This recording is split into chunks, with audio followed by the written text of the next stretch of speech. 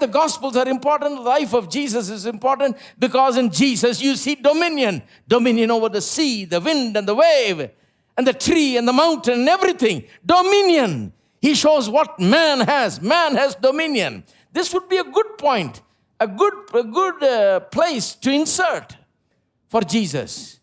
I stand in awe of you. I stand in awe of you. Holy God, to whom all praises due. I stand in awe of you. You are beautiful.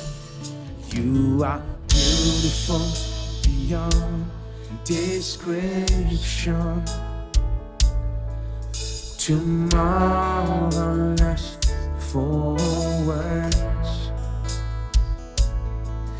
too wonderful for comprehension,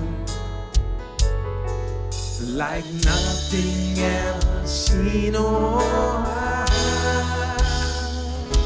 So who can grasp your infinite wisdom? Who can fathom the depths of your love? You are beautiful beyond description. Majesty enthroned above. I stand in awe of you. I stand in awe of you. Holy God, to whom all praises due. I stand in awe. Everybody. I stand in awe of you. I stand in awe of you. Holy God, to whom all praises due. I stand in awe of you. Holy God. Holy God, to whom all praises due. I stand in awe of you.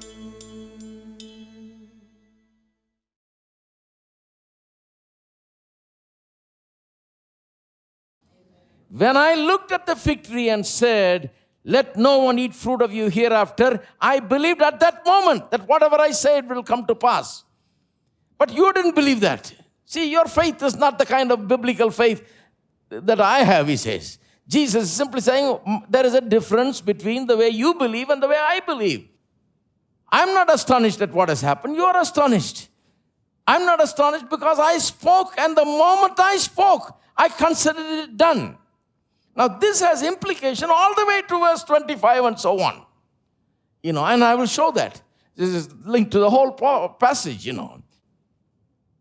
So he says, have faith of God. That means have my kind of faith, the kind of faith that you see me show you. And then goes on to explain how this faith works. What is the difference between Peter's faith and Jesus' faith? Peter believed after seeing. Jesus believed when he spoke. Actually, the truth is this. If you can see, you can't believe. Believing and seeing don't go together. That is why the biblical definition of faith found in Hebrews 11:1 says, faith is the substance of things hoped for and evidence of things not seen.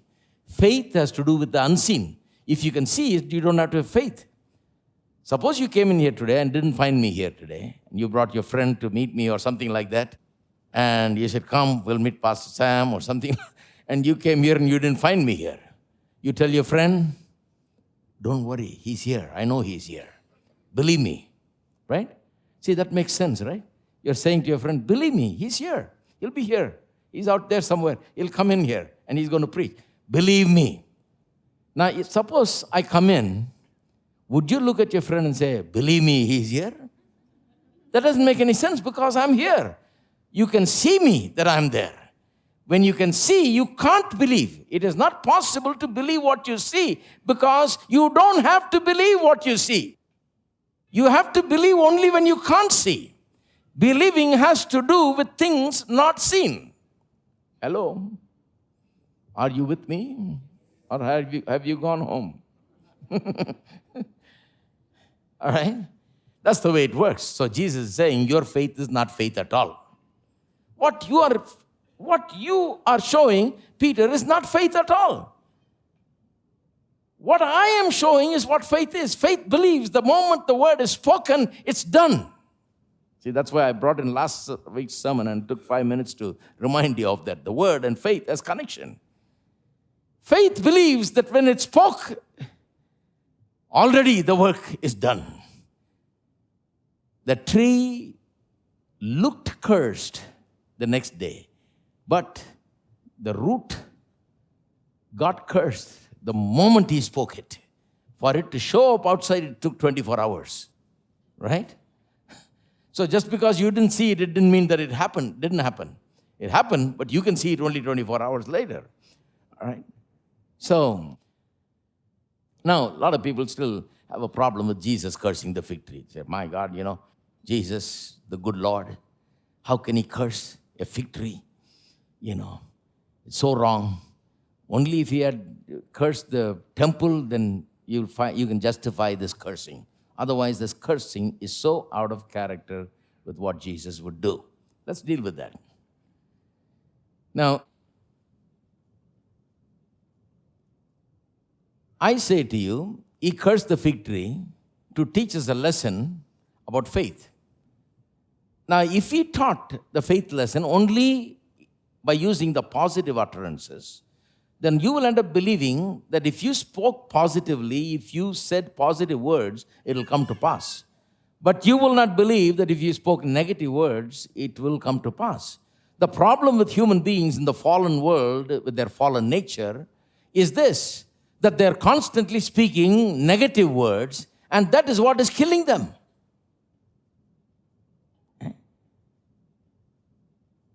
That is what is killing them. You just find in the world how the devil has inserted negative talk into people, infused it, without even knowing they will speak about it. In some English-speaking places, you will find certain expressions, very, they'll say, I'm tickled to death. I can understand how you're tickled. One person was saying how that person had a terrible problem in the stomach, something was going on, and finally went to the doctor and they found out, and she got operated, and she's home and she's just tickled to death. I felt like saying, wonderful, she got healed but died.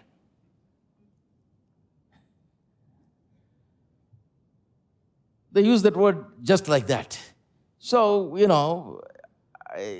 you may say, well, that doesn't mean anything, that doesn't matter and all that. Yeah, maybe so, but the thing is, the truth is, our language is so infused with death, lifelessness, darkness, failure, emptiness.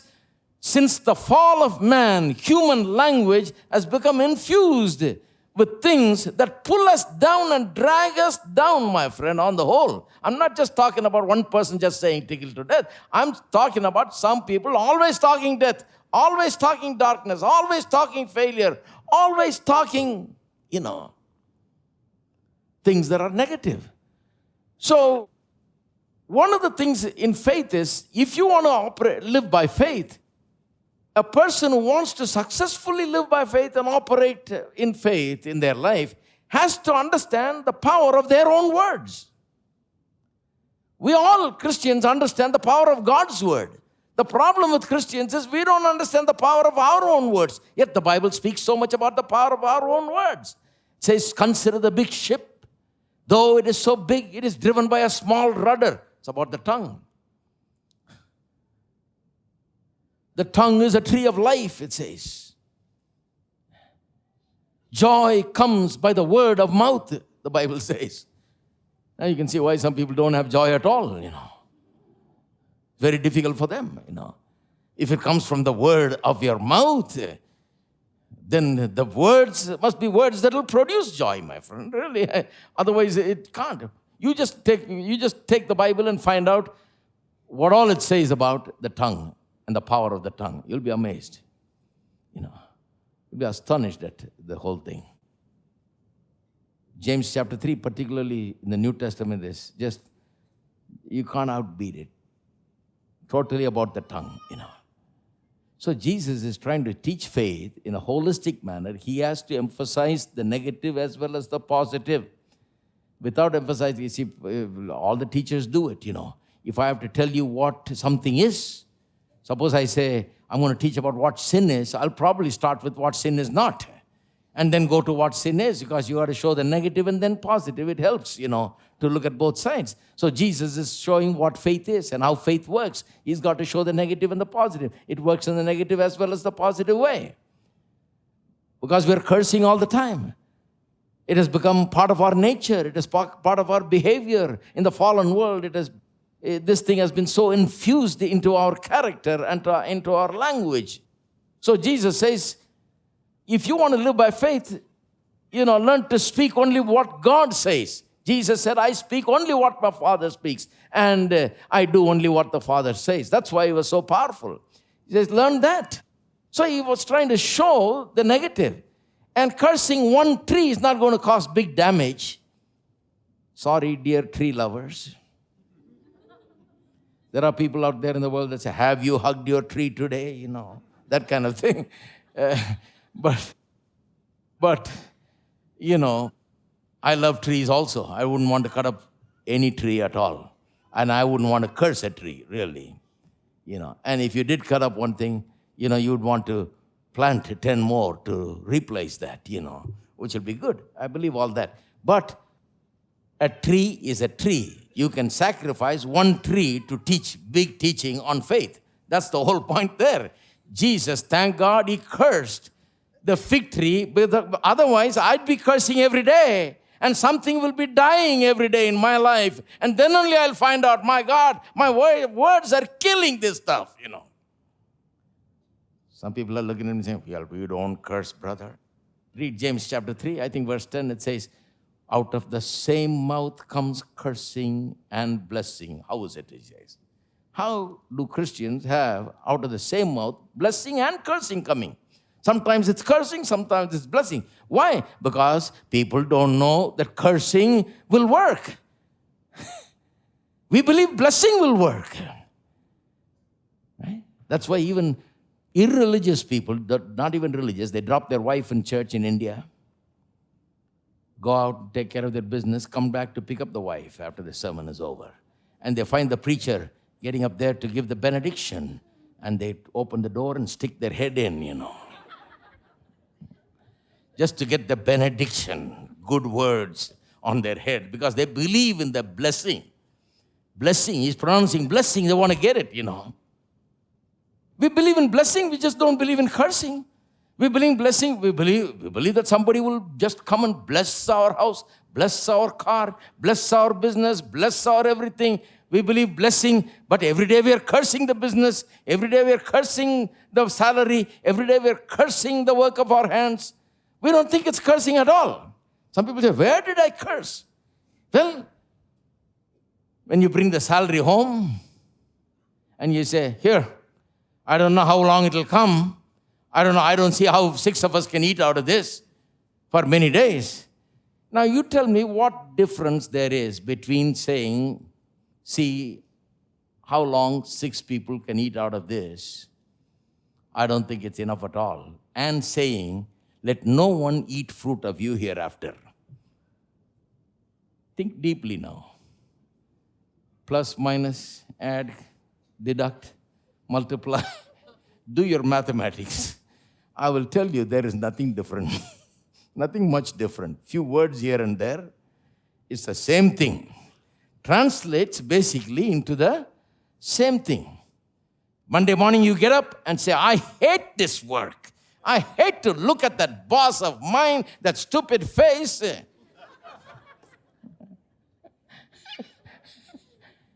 And then soon you don't have that work.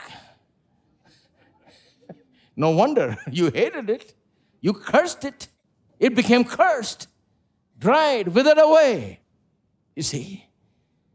See, we don't look at these things as cursing. That is why I believe Jesus said, let's sacrifice one tree today. So forever this will be preached, not only in AFT in Chennai, but all over the world, that this fig tree that was cursed will be put up before people and the lesson will be preached. That when you open your mouth and speak, remember, what you say is what you will get. That's the whole lesson. That's what it amounts to, basically. So I say to you, this is not about the temple. How can this be about the temple? If it was about the temple, he would have said, when he said the fig tree is cursed, he said, remember, that's what is going to happen to the temple. But let's listen to the next verse, 23.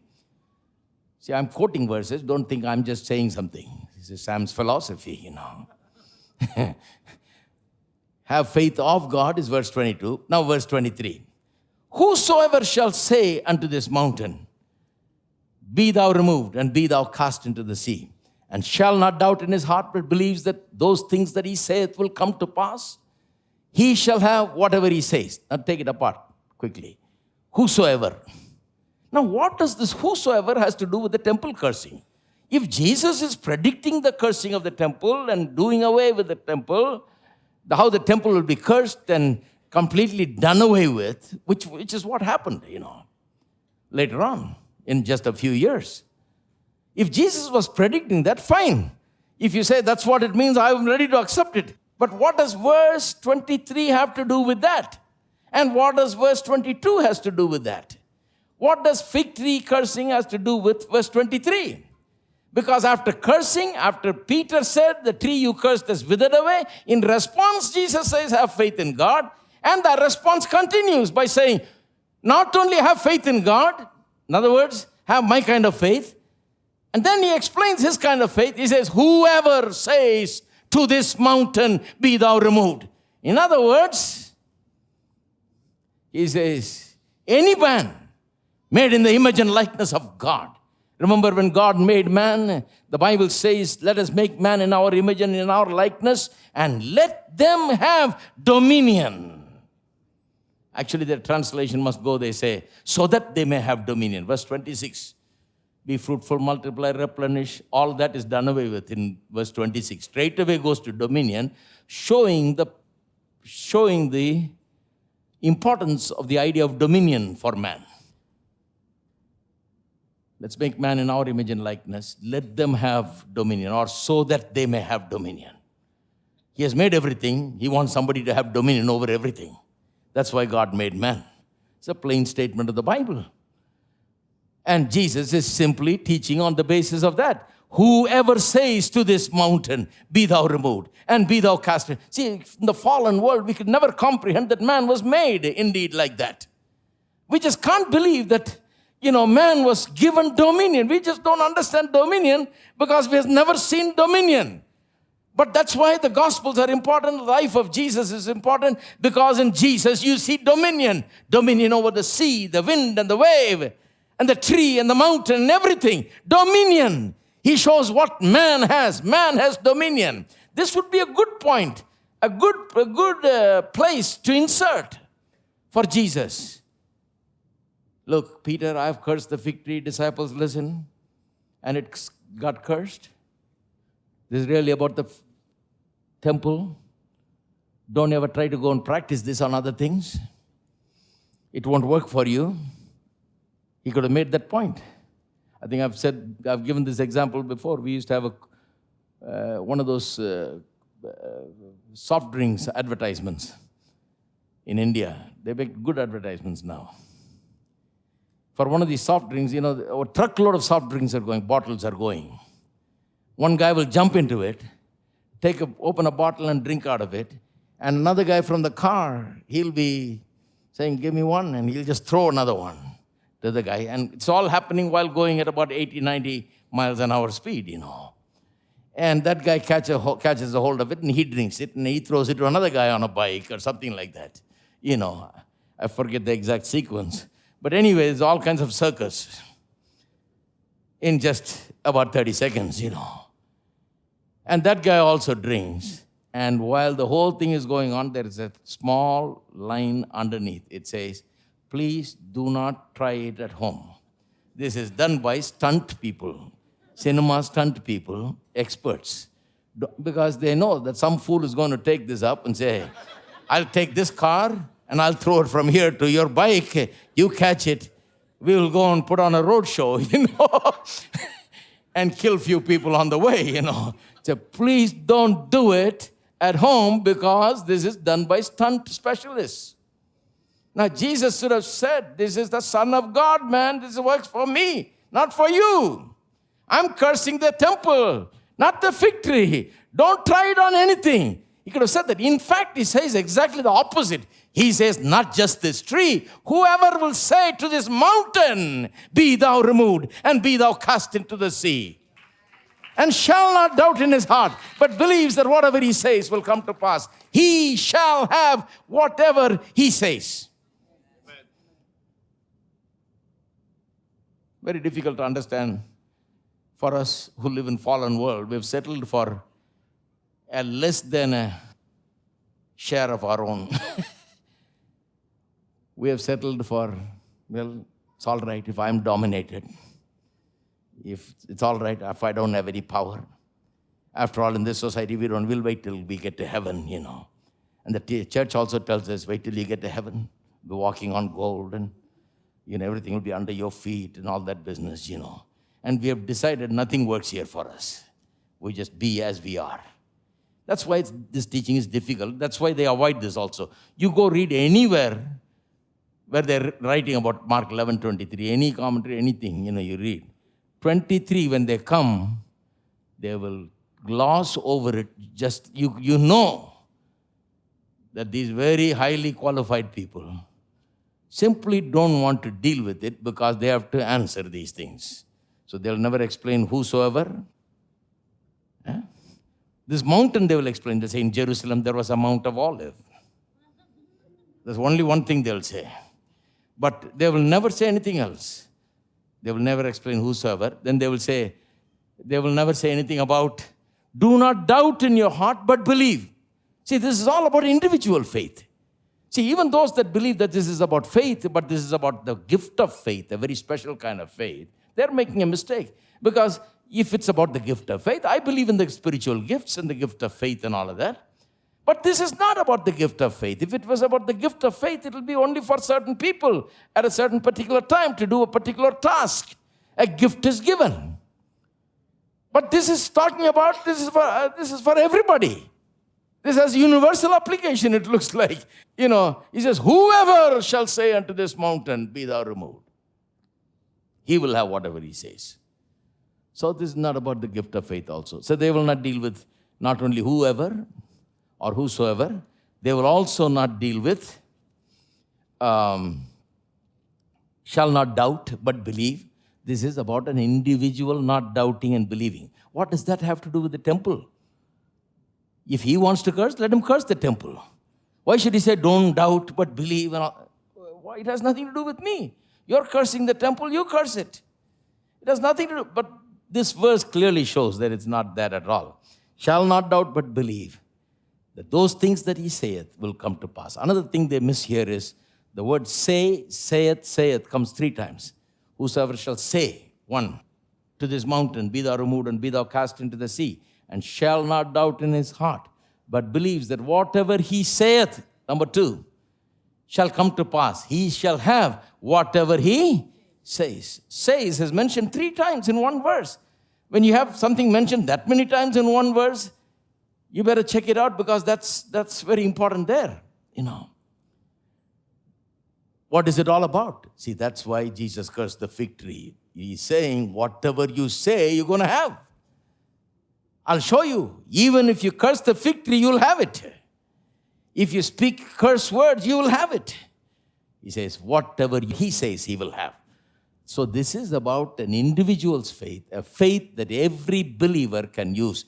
This is about the law of faith, which is applicable to anybody and everybody as a believer.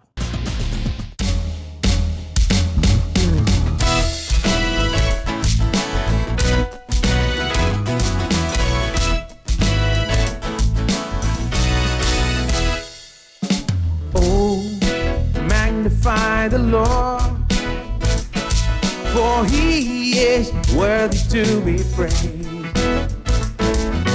Oh, magnify the Lord, for he is worthy to be. Magnify him. Oh, magnify the Lord, for he is worthy to be praised. Magnify the Lord, for he is worthy to be praised.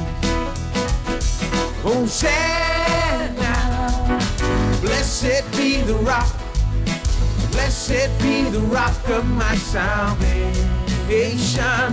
Hosanna, blessed be the rock, blessed be the rock of my salvation. Magnify the Lord, for he is worthy to be praised. Oh, magnify the Lord, for he is worthy to be praised.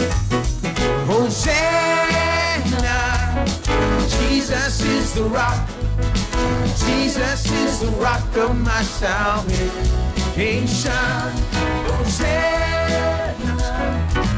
Jesus is the rock, Jesus is the rock of my salvation.